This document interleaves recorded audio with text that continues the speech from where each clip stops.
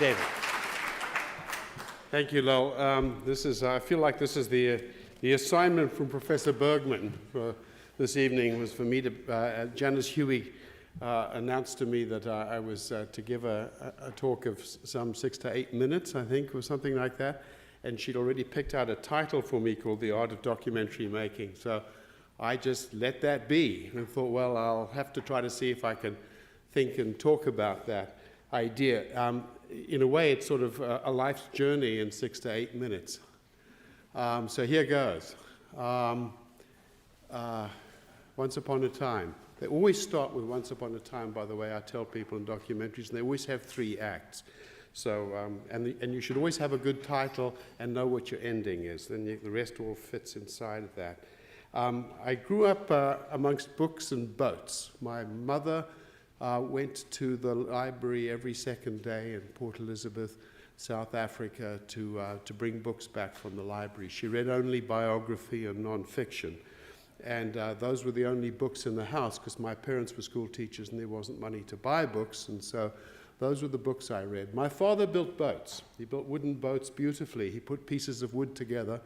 And because he didn't have much money, he always found pieces that he'd used somewhere else and fitted them and joined them. And I spent a lot of time in his workshop and around the making of boats. In some ways, I think that those 2 things come together in the work I do. I loved the making of films. I liked the joinery. I liked the putting together of pieces that are somewhat haphazard, the pieces that you find when you make a documentary, which are the pieces that are the accidents of discovery on the road when you go out and shoot, that people tell you things you didn't expect them to tell you, and you find fragments of stock footage that you never knew existed until you find them, and somehow in the alchemy of putting those things together, you make a documentary. The art, the high art of doing the documentary is this particularly difficult business of making a really fine documentary work. It's unlike a feature film, a dramatic film, which has a script, and they live or die by that script. A bad script very rarely makes a good film. A good script does make a good film at times. But this is a particularly interesting and difficult art, and I was very lucky to find myself making my first film in Soweto in 1970 with a couple of friends and a borrowed camera and a few rolls of 400-foot rolls of 16mm film. And what I remember most vividly about that was the preciousness of that roll of film. And you put it into the magazine, into the camera, and switched it on, and it ticked over. And it was, of course, your own money, so, you know, it went sort of nickel, nickel, dime, dime, quarter, quarter, as it rolled. And so you had to think very hard about when you turned it on and when you turned it off, and where you put the sticks and what you decided to shoot. The image was precious. And in that preciousness, there was also this other thing I encountered, which was, as a young print journalist who had stumbled my way into doing that in fact, it had to somehow serve the idea. So the idea and the image were really very precious, and they came together. I left South Africa with my film under my arm and found myself in England recutting it for the BBC with an old wizened editor, Bill would know the type at Elstree, who I sat there trying to figure out my film and re-editing it, and he had an old-fashioned carpenter's plumb bob, you know, the heavy weight with a long string, and every now and then he'd reach down and he'd lift it up. Where's your line? Where's your line? You're off, you're down somewhere else. Lift up the plumb bob for the line. Just follow the line, get your line right and do it. This craft, this business of being able to kind of get something to follow along a narrative and to stick with a narrative, to construct something, also had within it the challenge of figuring out how to join both words and pictures together. I was very fortunate when I left bounced out of London and made my way to California and started making films down in Southern California in a little public television station to make them. well enough apparently to be invited to WGBH to come and start the series that was called World.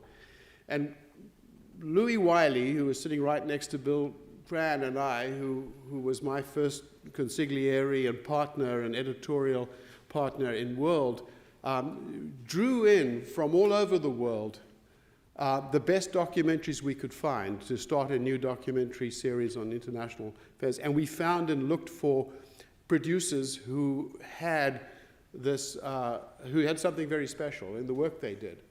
And that extraordinary education in looking very deeply at films and being able to call up people and say, how did you do that? Is the other great sort of lesson of the documentary art and craft. Because rather like somebody stands in the Louvre and copies the brush strokes of a master, you look at very good documentaries and deconstruct them, you can see inside of them the particular grammar and syntax of the documentary form. Now, I have 4 pages of 5 pages of this stuff. It goes on and on.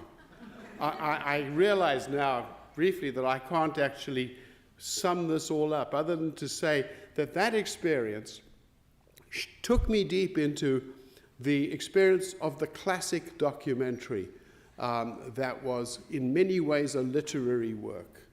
The people who I found, whether it was Anthony Thomas or Bill Cran, people who were doing really fine work, had come out of a literary background. They thought in those terms. And not only did they think very carefully about the pictures, but they also did something which I would later apply in editing rooms again and again, and Rainey Aronson can testify to this, because in her first documentary that she showed me a rough cut, I asked her to take her narration out, which was to look at the film without narration, but to look at the arrangement of the pictures and the people and as they speak. And if you look at it that way, you can begin to see the sort of bones of the dramatic narrative. Because the words you shouldn't write first. The words actually should be the words that come last. The words are the most malleable of forms. You can put them into the spaces between the pictures. But actually the construction of a documentary is really something quite artful, and it's the pictures that very often tell you what they want to do and where they want to be. Against the backdrop of all of that, you also have to construct a narrative that has intelligence and has also a different kind of authenticity, which we should get to in a second. I'm going to jump right past the invention of World and what turned into Frontline, because really there was something quite profound happened. As Frontline began, it was called the last best hope for the TV documentary, and it was true. It was the end of the documentary. Videotape came in, and it was an enormous destruction of film. Linear editing, which was videotape, destroyed the sort of business of filmmaking, and out of it came a new kind of grammar that was the grammar of TV news and the grammar of the magazine report. The kind of work that was inevitably needed words written between pieces of interview that were then layered and covered by pictures put in by an editor to cover that narrative. Those words were then locked in place and never really changed, no matter how often you came back and did it. And 2 phrases which are not allowed in editing rooms as far as I'm concerned, and anybody who wants to make a documentary, is B-roll and bites. You don't put bites in, you actually do interviews and you find people, and you don't use B-roll because you create sequences. But that was in fact the grammar of television news, transported into the magazine program, and from that came a kind of a grammar and syntax that ultimately destroyed the documentary in many ways. So that when finally the digital revolution happened and cameras came, and the 400-foot roll of film was long gone, but in fact this extraordinary new technology arrived in our hands, which was both nonlinear editing and the small camera, the digital camera. It allowed for a whole new reinvention of the documentary form. Now, the very short version of this is that it has seen an extraordinary change in the ways in which people have captured images and how they put them together. One of the things it's done, I think, while it's spawned, of course, all sorts of amazing things like reality shows. You know, we've got our fill of, you know, people, you know, cops in the bayou and alligator wrestlers in Brazil and stupid people doing really awful things, or awful things people doing really stupid things. But we have a lot of that, but all of it captured now with the ability to be able to shoot for hours and hours and hours and go out into the world and to gather enormous amounts of material. That technology has changed entirely, I think, the grammar and the art of the documentary. The art of the documentary has now become the art of the editor.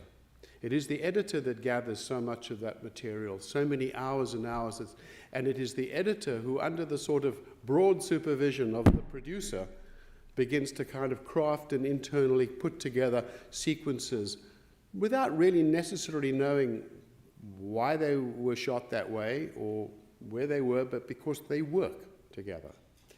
And there is in that act of doing that, and in the act of arranging images and pictures to work them towards a particular dramatic purpose, that begins to undermine, in many ways, a kind of contract that you made once upon a time when you went out and put that camera on a tripod and decided very carefully what it was that you wanted to shoot and thought very carefully about what you wanted to edit and how you wanted to tell the story.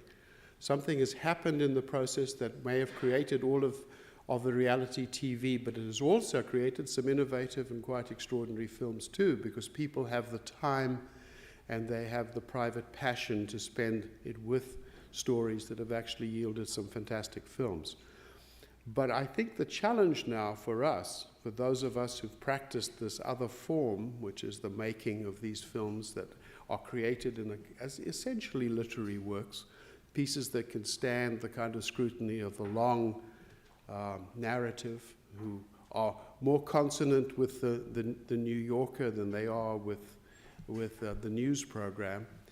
Those works we still need to be able to make, but fewer and fewer people know how to make them. So our challenge, I think the challenge we now have as journalists and as people who care about this medium, is to go out and meet more than halfway this new technology and the people who are wielding it. I think the people who do shoot those films in the bayou do wonderful work. I think we need to work with them. I think we have to reach over to the people who are able to sort of take cameras into places that we haven't got to as easily, and to begin to forge a different kind of relationship, both grammatically with the sorts of films that are being made, and insert into them kind of layers of journalism and layers of narrative. That means that we would be able to work with people that we haven't worked with together before. Because we have no apprentice system anymore, because the networks don't create documentaries, because there isn't a school that sort of, other than very few places here at Berkeley and a few other places, that actually produce people who work with the kind of rigor that we expected, I think that this is an opportunity for us to have to find and forge new relationships.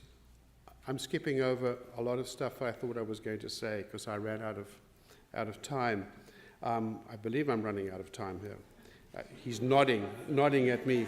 But let me just say, and I think I just do want to just reach for something here in this, that I think that we do have to adapt. Otherwise, I think we won't be able to continue to make these films. I think that there is a further challenge to us, and that is that the other great technological disruption that is happening to the documentary is the iPad, is this new form of communication that I think is going to challenge us to come up with ways to tell our narratives that are integrating both the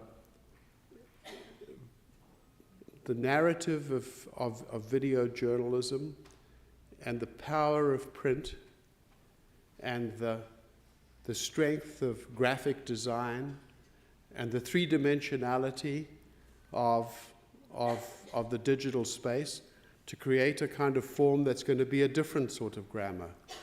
And it is going to be, I think, the great challenge for us to figure out how we do that and how we communicate in that form, because The documentary is not going to go away. We will still want to have long and sustained, and I think dramatic narratives, but we also need to figure out how we're going to be able to communicate with people in shorter forms and put them together. We do it because the pictures are precious. We do it because the words are precious.